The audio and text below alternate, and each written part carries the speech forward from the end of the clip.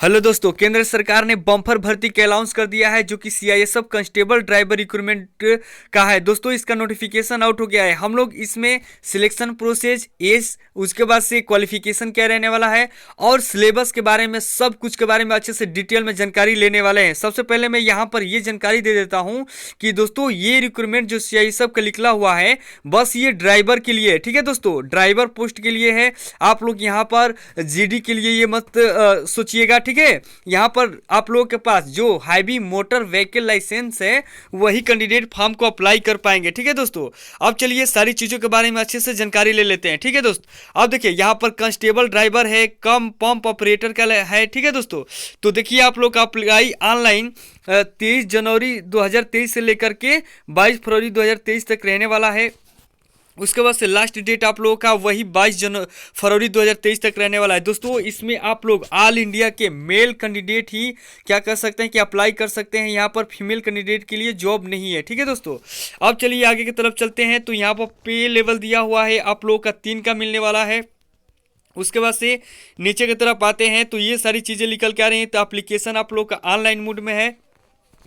और दोस्तों यहाँ पर मैं जानकारी दे दूं कि आप लोगों का चार टर्म से होकर ही क्या करना है कि एग्जाम को क्वालिफाई करना है, जॉब लेनी है। ठीक है दोस्तों, तो सबसे पहले आप लोगों का क्या होगा कि फिजिकल स्टैंडर्ड टेस्ट होगा, उसके बाद से फिजिकल इफिशियंसी टेस्ट होगा, उसके बाद से डॉक्यूमेंट वेरिफिकेशन होने के बाद से आप लोग का टेस्ट होगा। टेस्ट पास कर जाते हैं कि नहीं दोस्तों, तो आप लोग का रिटन टेस्ट होगा जो कि 100 मार्क्स का होता है। उसके सिलेबस के बारे में अच्छे से जानकारी देंगे। उसके बाद से इसके मेरिट बनने के बाद से आप लोगों का क्या होगा कि मेडिकल होगा। उसके बाद ही आप लोगों का सिलेक्शन होने वाला है दोस्तों। ठीक, अब चलिए नीचे की तरफ जो इंपॉर्टेंट चीजें हैं उन्हीं के बारे में जानकारी ले लेते हैं।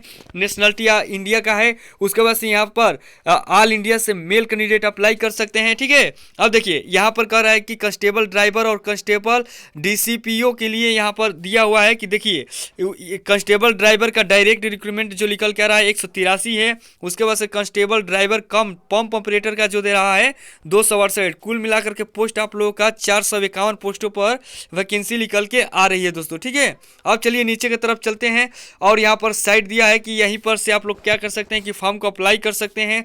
यहीं से सारी चीज़ें आप लोग डाउनलोड कर सकते हैं नोटिफिकेशन को। और यहाँ पर मैं एक चीज़ बता दूं कि सेंट्रल गवर्नमेंट के रूल से आप लोगों का जो SC ST OBC EWS ESM category का होता है वो आप लोग का जो भी सर्टिफिकेट है वो सेंट्रल गवर्नमेंट का ही होना चाहिए। ठीक है, अप्लाई ऑनलाइन करते हुए एक ID आपसे मांगे जाएगी जो कि आधार कार्ड भी हो सकता है, ड्राइविंग लाइसेंस हो सकता है। ये सारी चीज़ें यहाँ पर बोल रहा है दोस्तों। ठीक है, अब चलिए नीचे की तरफ जो मेन जानकारी है उसी के बारे में हम लोग जानकारी ले लेते हैं। यहाँ पर वही चीज़ बोल रहा है कि आप लोगों का PhD होगा, PT होगा, उसके बाद से आप लोगों का CBT होने के बाद से आप लोगों का क्या होगा कि मेडिकल होगा। उसके बाद से ही आप लोगों का सिलेक्शन होने वाला है।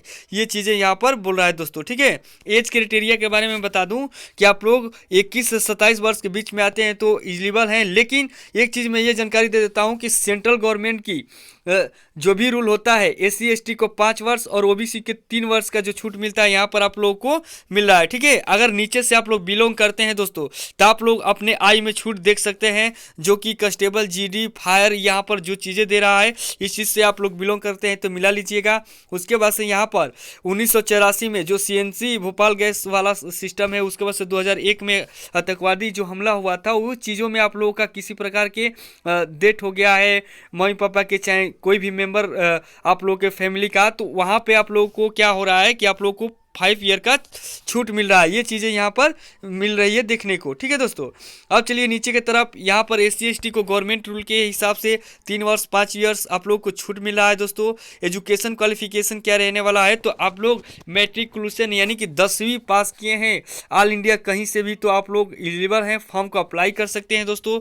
उसके बाद से साथ में आप लोगों को क्या रहना चाहिए तो हैवी मोटर व्हीकल या transport heavy motor vehicle licence होना चाहिए, लाइट मोटर व्हीकल, उसके बाद से मोटरसाइकिल विथ गियर में भी आप लोग के पास लाइसेंस मौजूद होना चाहिए। ठीक है दोस्तों, अब चलिए नीचे की तरफ एज के बारे में यहाँ पर बोल रहा है कि 18 ईयर सेल्फ ड्राइविंग मोटर के बारे में कर रहा है, 20 ईयर ट्रांसपोर्ट व्हीकल के बारे में बोल रहा है। ठीक है, ये सारी चीज़ें आप लोग मिला लीजिएगा। आप लाइसेंस आपके पास है कि नहीं, तो ये उम्र सीमा भी आप लोग इस चीज़ को देख लीजिएगा। उसके बाद से आप लोग एलिजिबल रहेंगे, आप फॉर्म को अप्लाई कर सकते हैं। एक्सपीरियंस के बारे में बता दूँ कि एक्सपीरियंस आप लोग का नेसेसरी है, 3 ईयर्स का आपके पास एक्सपीरियंस होना चाहिए। ठीक है दोस्तों, ड्राइविंग हैवी मोटर व्हीकल में या ट्रांसपोर्ट व्हीकल में, लाइट मोटर में भी ये चीज़ें आप लोग मिला लीजिएगा। आप लोग को ड्राइविंग का है तो ये लाइसेंस जरूरी है, मौजूद होना चाहिए। ठीक है दोस्तों, अब देखिए नीचे की तरफ ये आप लोग का फिजिकल स्टैंडर्ड रहने वाला है, जो कि आप लोग देख लीजिए, जनरल एससी का, ओबीसी का। ठीक है, हाइट कितना रहने वाला है, तो 167 रहने वाला है। चेस्ट आप लोग का 80 रहना चाहिए और 5 सेंटीमीटर फुला के रहना चाहिए। अगर नीचे से रिलैक्सेशन कैंडिडेट को आप लोग यहाँ पर गोरखा है, ठीक है, गोरखा है, उसके बाद से डोगरज है, ये मराठा ही यहाँ पर दे रहा है। तो यहाँ से अगर आप लोग बिलोंग करते हैं तो ये देख लीजिए, सिखों के बारे में बोला है, जम्मू कश्मीर से डोमिसाइल है कि नहीं, सर्टिफिकेट है, तो आप लोग का 160 सेंटीमीटर ही हाइट लिया जाएगा और 78 सेंटीमीटर आप लोग का सीना होना चाहिए और 5 सेंटीमीटर फुला करके, ये चीज़ें यहाँ पर बोल रहा है। ठीक है दोस्तों, अब देखिए यहाँ पर आल कैंडिडेट बिलोंग दी एसटी के लिए बोल रहा है कि 160 ही आप लोग का हाइट रहने वाला है। फिर से 76 सेंटीमीटर सीना, 5 सेंटीमीटर फुला करके, ये चीज़ें बोल रहा है। ठीक है दोस्तों, अब चलिए नीचे की तरफ यहाँ पर वेट कह रहा है कि आपके हाइट पर ही निर्भर किया जाएगा। तो हाइट पर कितनी हाइट है तो आपको कितना वेट होना चाहिए, ये सारी चीज़ें आप लोग का यहाँ पर ये सब एजेंसी देखेगी। उसके बाद से यहाँ पर बता दूँ कि आप लोग का मेडिकल में देख लीजिए, आप लोग को जो फिजिकल क्राइटेरिया होती है, तो नोकनी के बारे में, फ्लैट फुट के बारे में, तो उसके बाद से इक्वेंटिन आई के बारे में, ये चीज़ें आप लोगों के पास क्लियर होनी चाहिए, नहीं तो ऐसे ही छट जाएंगे। आई यहाँ पर ड्राइवर में अच्छे से चेक की जाती है, तो ये भी देख लीजिएगा। बैटरी N6 है, ठीक है, वर्स ई के लिए N6 है। और वहाँ पर देख लीजिए नीचे 6x6, ये चीज़ें आप लोगों को होना चाहिए। कलर विजन के बारे में बोला है कि CP सेकेंड होना चाहिए आप लोग के पास कलर विजन, नहीं तो इससे जाते हैं तो आप लोग को दिक्कत होगी, नहीं आप हो सकते हैं यहाँ पर मेडिकल डिस्क्वालीफाई। अब देखिए टैटू के बारे में बता रहा है कि टैटू आपका कैसा होना चाहिए, किसी प्रकार के कंटेंट, लोकेशन, साइज के बारे में बोला है। तो आप लोग के पास बॉडी पर टैटू बनवाए हैं, तो ये चीज़ें आप लोग मेंशन है, इसमें आप मिला लीजिएगा यहाँ पर। ठीक है दोस्तों, एक सर्विसमैन कैंडिडेट के लिए यहाँ पर सारी चीज़ें दिया हुआ है। नेवी, एयरफोर्स, आर्मी के लिए कि आप लोग क्या होना चाहिए क्या नहीं, तो ये चीज़ें आप लोग मिला लीजिएगा। ठीक है, चलिए नीचे की तरफ अब चलते हैं। एज के बारे में वही सारी कंडीशन, उसके बाद से एजुकेशन क्वालिफिकेशन के बारे में वही बोल रहा है, उसके बाद से कैरेक्टर के बारे में बोला है। मेडिकल कैटेगरी में आप लोगों का आई का ए लेवल का आप लोग का मेडिकल होने वाला है, ये चीज़ें बोला है। ठीक है दोस्तों, अब चलिए और नीचे की तरफ जो इंपॉर्टेंट चीज़ें हैं वही सारी चीज़ें हम लोग पढ़ेंगे, उसके बाद से नीचे की तरफ चलते हैं। अब देखिए यहाँ पर एक चीज़ मैं जानकारी ये दे देता हूँ दोस्तों कि आप लोग का जो रीजन दिया हुआ है, तो आप लोगों को किसी भी प्रकार की दिक्कत हो जाती है सेक्टर वाइज, जैसे नॉर्थ सेक्टर में कौन कौन आता है, तो चंडीगढ़, हरियाणा, हिमाचल प्रदेश, उसके बाद जम्मू कश्मीर, ठीक है, लद्दाख, पंजाब, राजस्थान। तो ये लोग इस ईमेल आईडी पर आप लोग को किसी प्रकार की क्वेरी रहती है डॉक्यूमेंट से अकॉर्डिंग कि मेरी डॉक्यूमेंट में ये गलती है, चाहे फॉर्म भरते वक्त आप संशोधन नहीं कर पाते हैं, फिर भी गलत हो जाता है, तो ये चीज़ें इस पर सबमिट करके अपने फॉर्म को लगा करके यहाँ पर क्षमा याचना में भेज सकते हैं।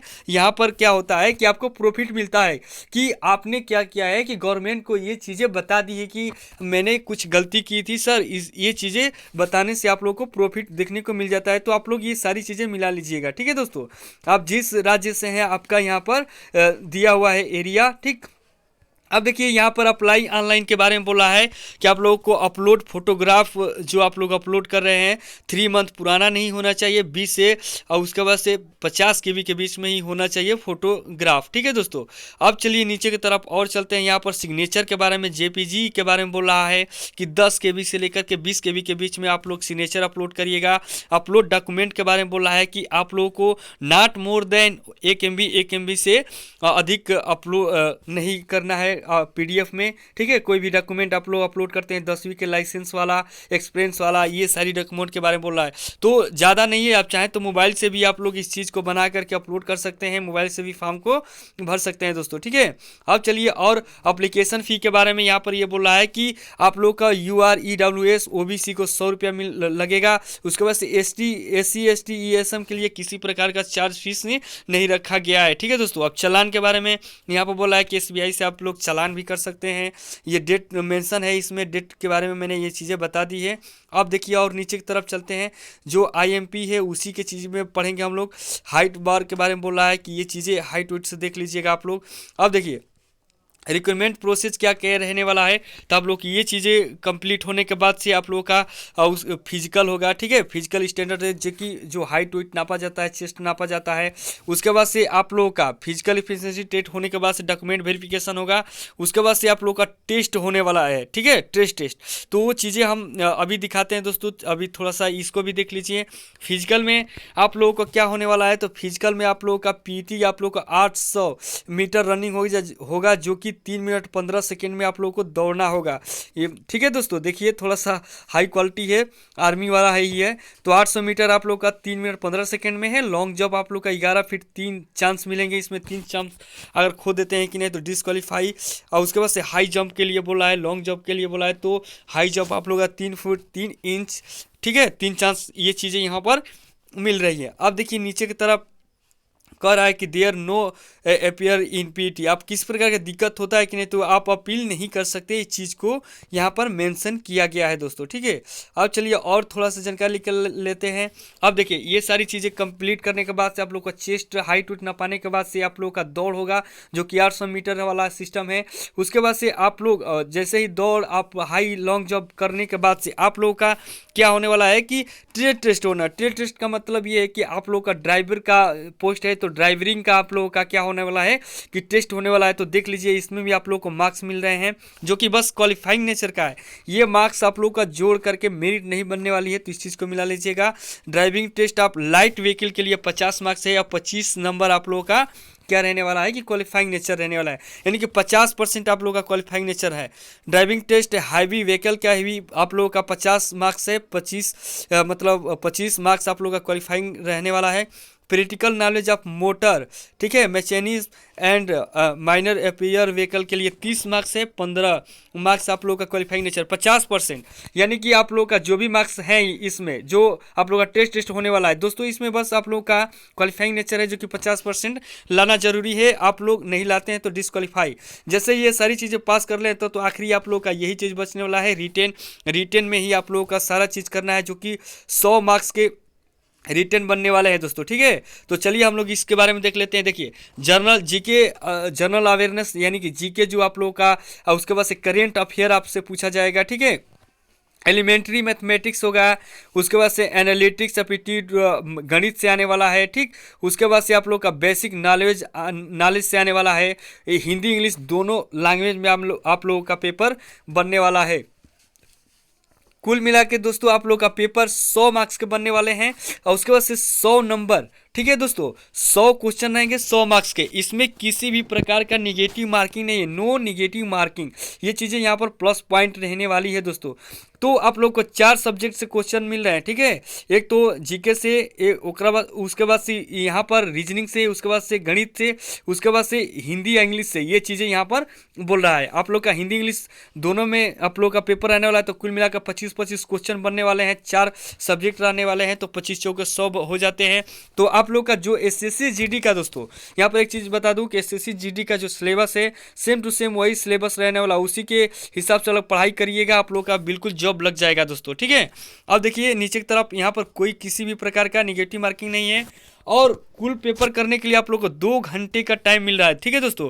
अब देखिए यहाँ पर क्वालिफाइंग नेचर बता रहा है कि UR EWS एक्स सर्विसमैन के लिए 35%, SC ST OBC के लिए 33%। इतना आप लोग को लाना जरूरी है, नहीं तो आप लोग डिसक्वालीफाई ऐसे ही कर दिए जाएंगे। अगर इससे अधिक रहता है तो आप लोग को मेरिट में ये चीज़ें रखी जाएंगी। मेरिट लिस्ट बनने के बाद से आप लोग को मेडिकल के लिए बुलावा आएगा, उसके बाद से आप लोगों का मेडिकल किया जाएगा। मेडिकल करने के बाद से आप लोगों को क्या किया जाएगा कि आपको जॉब दी जाएगी। ठीक है दोस्तों, ये चीज़ें रही। और किसी प्रकार की आप लोगों को दिक्कत हो रही है कि नहीं नोटिफिकेशन के अकॉर्डिंग दोस्तों, तो आप लोग क्या करिए कि डायरेक्ट कमेंट कर दीजिएगा, मैं जल्द से जल्द क्या कर दूंगा कि रिप्लाई कर दूंगा दोस्तों। ठीक है, ये रहा।